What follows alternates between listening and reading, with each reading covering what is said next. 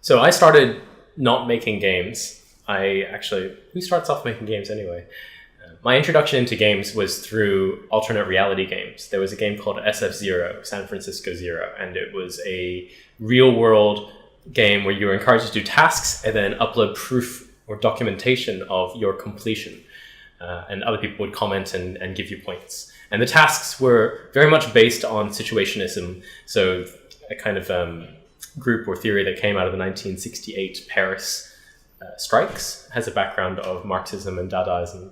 And it was a really great time because the tasks were things like, navigate the city using a map of Berlin, or liberate a pot plant, or install a door where there was not a door before.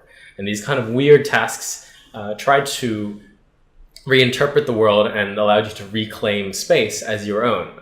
It was a very playful interface with a city that was largely indifferent to play. And so that was my first foray into a kind of game-like experience. And I was particularly interested in the way in which the players of this game very readily took up a narrative, took up a character in this kind of suhatur gesture. It tells you that your character is not necessarily you.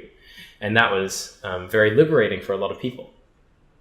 And it felt as if though the entire community were designers. Everyone was creating a story together. So it actually had different eras where we experienced different tasks that had themes. And it kind of culminated in this giant battle between superheroes and supervillains. And all of this was not constructed by the designers of the game, it was by the community.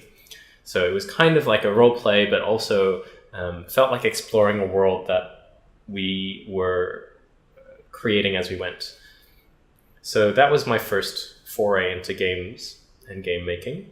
While I was in high school, I was particularly interested in science. I was not very interested in art. And so most of my extracurricular activities surrounded things like creating a science club or looking at astrophysics. And I was very, very excited by the physical sciences. But I think with that comes a natural curiosity of the world and how people interface with it. And you cannot ignore the fact that everything that we do and the institution of science, even though it's methodology itself, is affected by our culture, by the way that we interact with each other, by the society in which we learned our science. And the more that I came to grapple with that, the more I realized I was missing a huge component of understanding the world around me, which was art and design. And so that kind of took off during university. And in the last year of high school and in the first few years of university where I was studying medicine, I was also making games, mostly digital games, but this came from a longer background of when I was a kid, I loved to create experiences with cardboard boxes and rope. So in university, I was making puzzle games. So I made Impasse and Midas.